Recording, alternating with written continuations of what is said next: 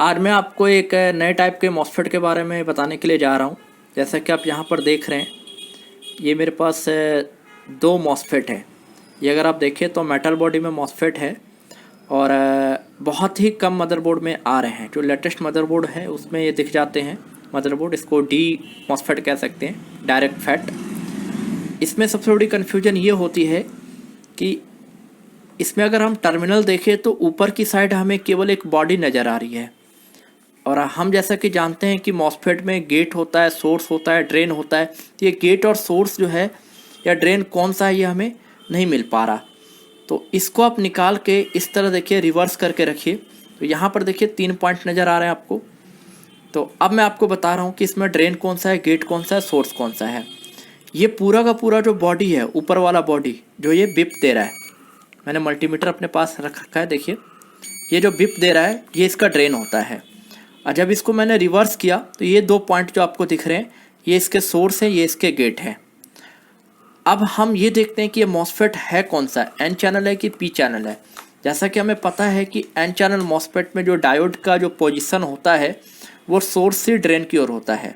तो कहने का सीधा सा मतलब है कि अगर ये मेरा सोर्स है तो सोर्स से ड्रेन, अगर मैं इसको डायोड पोजीशन पे देखूं तो यहाँ पर क्या आना चाहिए, वैल्यू आनी चाहिए। देखिए मल्टीमीटर में वैल्यू आ रही है 580 आ रहा है, मतलब डायोड पोजीशन सोर्स से ड्रेन की ओर है।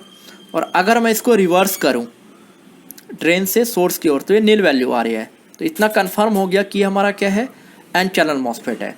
अब ये ठीक है कि ख़राब है, इसके 100% टेस्टिंग हम कैसे करेंगे। तो बाकी के मॉसफेट में जो फार्मूला अप्लाई करते हैं हम, गेट को एक बार इनेबल करके फिर डिसेबल करके, वही फार्मूला हमारा यहाँ पर भी एप्लीकेबल होगा। तो देखिए सबसे पहला स्टेप जो है इस मॉसफेट को चेक करने का, ड्रेन टू सोर्स। मैंने रेड प्रॉप को ड्रेन पे रखा है और ब्लैक प्रॉप मेरा सोर्स पे है। तो अभी देखिए चूँकि डायोड अभी रिवर्स में है तो इसलिए यहाँ पर कोई वैल्यू नहीं आ रहा, नील आ रहा है। अब मैं क्या करूँगा, ये रेड प्रॉप को गेट पे रखूँगा। गेट पे रखने के साथ ही क्या हो जाएगा, गेट इनेबल हो जाएगा। गेट का जो पैड है वो ड्रेन और सोर्स के पैड से टच हो जाएगा। और थर्ड स्टेप में जब मैं ड्रेन टू सोर्स चेक करूँगा तो कंटिन्यू बीप आएगा। देखिए आप कंटिन्यू बीप आ रहा है, मतलब गेट इनेबल हो चुका है। तो drain to source continue beep आ रहा है। अब मुझे गेट को डिसेबल करना है तो सिंपली मैं क्या करता हूँ, ट्यूजर लेके देखिए गेट और सोर्स को मैंने आपस में टच कर दिया तो गेट हमारा डिसेबल हो गया, डिस्चार्ज हो गया। और अब मैं चेक कर रहा हूँ ड्रेन टू सोर्स, तो देखिए नील आ रहा है। सॉरी अभी नहीं हो पाया है, एक बार और मैं इसको सही से देखता हूँ।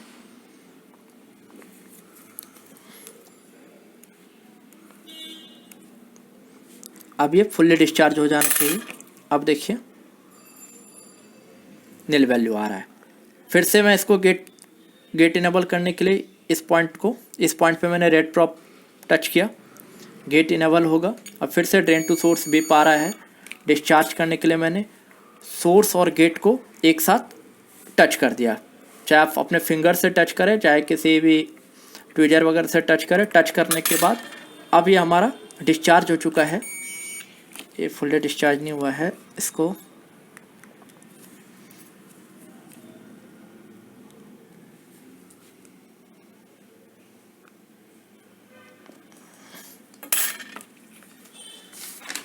अब देखिए वैल्यू गायब हो गई। तो इस तरह हमने देखा इस मॉसफेट को कैसे चेक करना है, चेक करने का क्या प्रोसेस है। एक बार फिर से देख लीजिए, ये हमारा ड्रेन होता है, मतलब ये पोर्शन जो है पूरा ड्रेन है। ये देख रहे हैं यहाँ से यहाँ तक बिप दे रहा है। जब ये मदरबोर्ड पे लगा हुआ है तो उस समय केवल ड्रेन का पोर्शन ही हमें नज़र आता है।